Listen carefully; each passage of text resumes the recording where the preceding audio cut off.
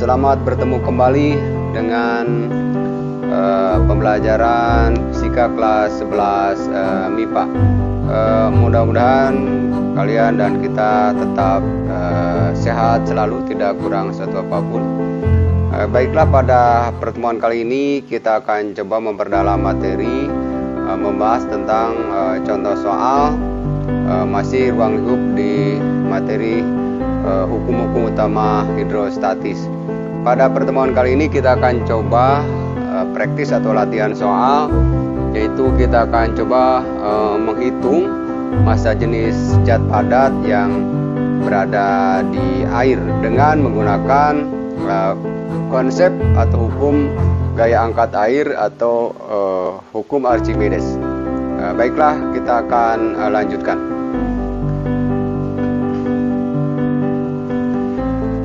Baiklah, kita akan mulai mengerjakan soal. Ya, biasanya untuk soal ini disediakan dalam bentuk gambar atau skema seperti ini. Saya ulangi, inilah contoh soal untuk menghitung massa jenis zat padat yang berada di air. Materinya masih kita menggunakan hukum Archimedes tentang kondisi benda di air. Ya, seperti apa redaksi soalnya? Saya ulangi, inilah gambaran skema soalnya. Ini ada sebuah benda berada di air, kondisi seperti ini, dan keterangan redaksinya. Sebuah benda, misalnya anggap saja benda, kayu atau apapun, bervolume 20 cm kubik misalnya ini. Kemudian berada di air, ya ini artinya berada di air atau bejana yang bersih air. Kemudian keterangan yang lain, seperempat bagiannya, ini artinya bagian volume benda, seperempat bagiannya terapung di air. Jadi ini seperempatnya tidak terkena air atau tidak tenggelam. Kemudian tentukan massa jenis benda tersebut. Artinya tugas kita disuruh menghitung berapa nilai massa jenis benda tersebut. Ya, ulangi bahwa ini adalah terapung seperempat volume benda.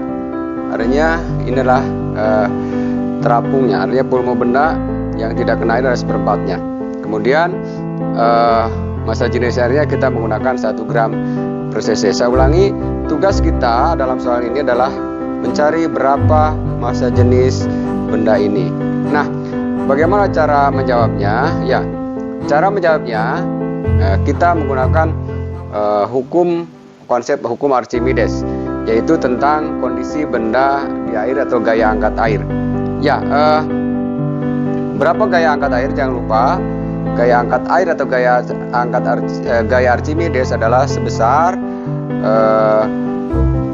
massa kali gravitasi atau delta massa yang ditempati oleh benda atau yang dipindahkan oleh benda, atau dalam bahasa yang lain adalah massa jenis air kali volume air yang dipindahkan kali gravitasi.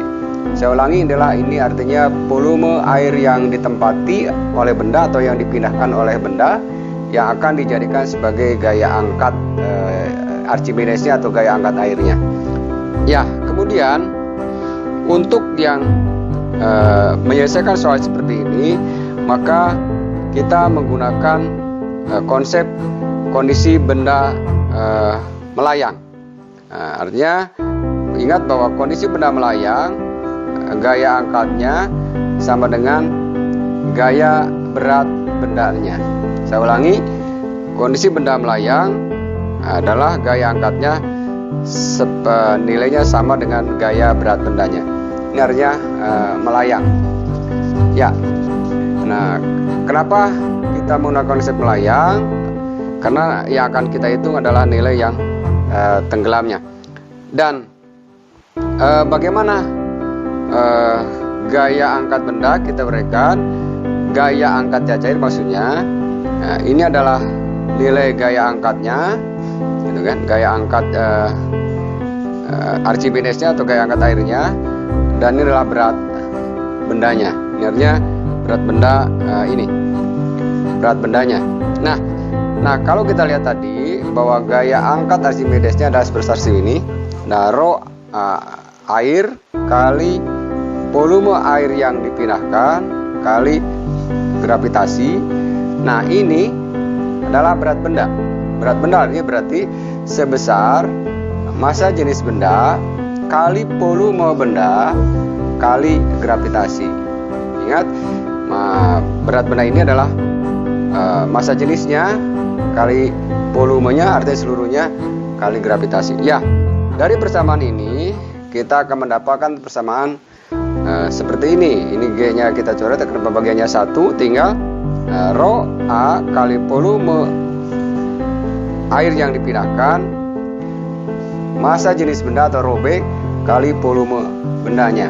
Ya, inilah dasar yang akan kita pakai untuk menghitung berapa massa jenis si benda ini. Nah, dari persamaan ini kita buat persamaan berapa nilai massa jenis benda ini.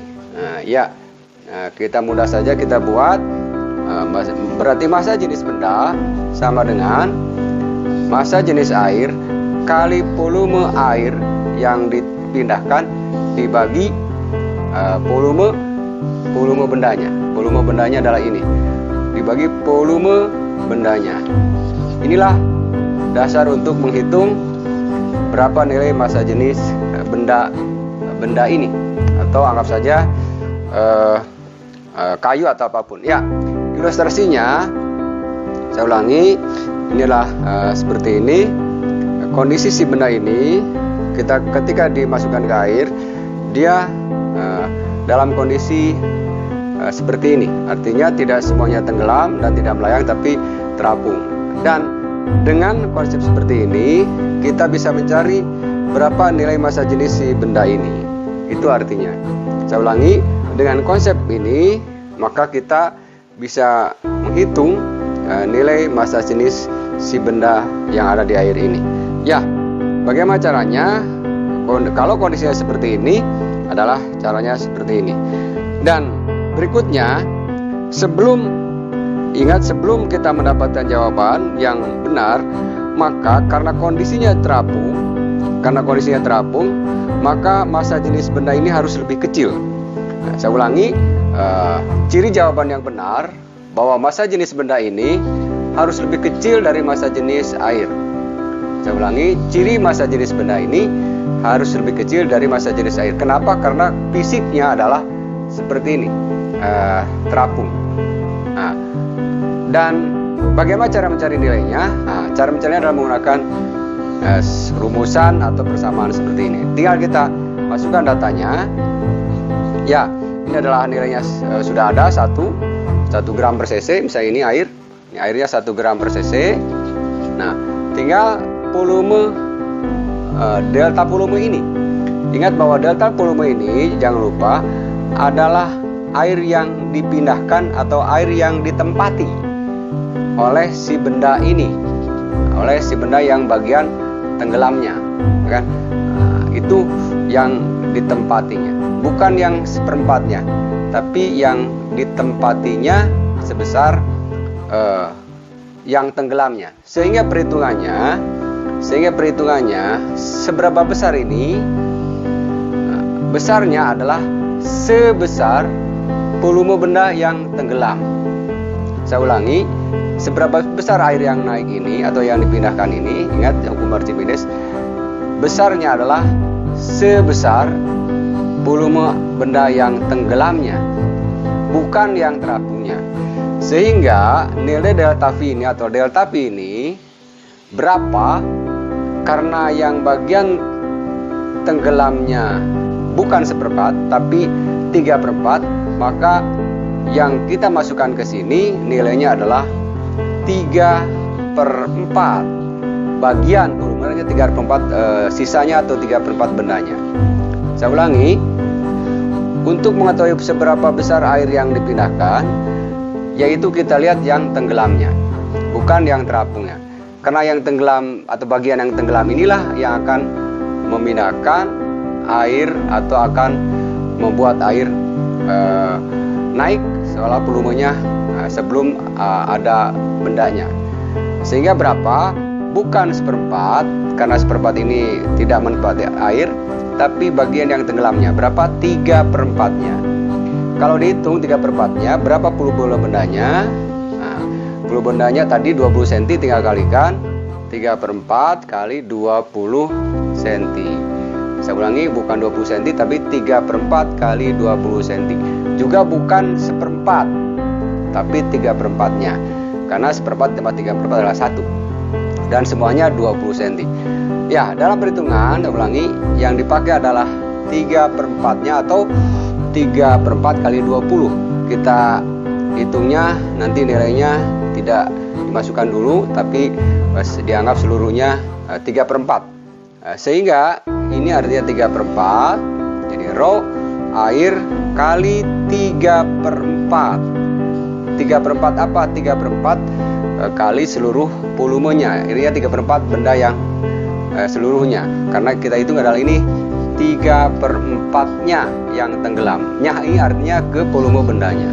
Dan inilah yang dipakai. Sehingga dikalikan, ini diganti dengan 3/4 volume benda. Nah, dibagi, ingat, ini ada di pembagian volume benda. Nah, cara menghitungnya bisa ini diganti 20 cm, bisa tidak. Kalaupun diganti nilainya akan sama, gitu kan. Sehingga pembagian ini akan diberi nilai 1. Dan ini adalah kita tidak masukkan angka 20-nya, tapi kita langsung coret karena akan sama nilainya, pembagiannya akan sama dengan 1. Sehingga berapa? Sehingga nilainya atau nilai massa jenis benda ini tinggal ini 3/4 kali massa jenis air. Massa jenis airnya adalah 1, ini 1, sudah ditentukan dalam soal. Sehingga ini artinya 1 gram per cc kali 3/4, atau 3/4 kali 1, atau 3/4 kali 1 gram per cc, yaitu 3/4 gram per cc. 3/4 gram per cc atau berapa? 0,75 dalam bentuk desimal gram per cc. Ya, inilah jawabannya. Nah, apakah jawaban kita menunjukkan indikator yang benar? Ingat bahwa massa jenis benda ini kondisinya seperti ini, artinya terapung, maka harus lebih kecil daripada massa jenis air. Ternyata dari perhitungan, kalau kondisinya seperti ini adalah massa jenis si benda ini, si benda sini adalah 0,75. Sehingga ternyata jawaban kita benar bahwa massa jenis benda lebih kecil dari massa jenis air karena terapung. Berapa? Kalau datanya seperti ini, ternyata 0,75, lebih kecil dari 1. Nah, itulah pembahasan soal tentang massa jenis benda dan kita hitung dalam kondisi di air. Dan saya ulangi, kalau seperti ini jawabannya adalah 0,75. Ya, ada juga dalam bentuk presentasi bagian yang terapung, ada juga yang ditulis dalam bentuk bagiannya. Ya, tetap konsepnya maupun misalnya ini dalam bentuk presentasi, misalnya ini 25% dari volume benda seluruhnya. Ingat bahwa yang dipakai adalah yang tenggelamnya. Berapa? Bukan 25%, tapi 75%. Nah, artinya 75% adalah 3/4. 20% adalah 1/4. Saya ulangi, dalam bentuk soal yang lain, ada dalam bentuk presentasi, ada juga dalam bentuk bagian. Nah, konsepnya baik bagian atau presentasi, maukah yang dihitung dalam perhitungan delta volume ini adalah bagian yang tenggelamnya. Kenapa bagian yang tenggelamnya? Karena bagian yang tenggelam inilah nilainya akan sama dengan volume yang dipindahkan atau air yang dipindahkan. Ya, kita akan buat contoh soal yang lain yang berikutnya.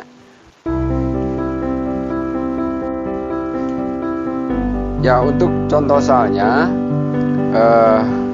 yang kedua untuk praktis atau latihan supaya kalian lebih jelas atau lebih paham lagi, lebih mama lagi, coba kalian kerjakan soal nomor 2 ini.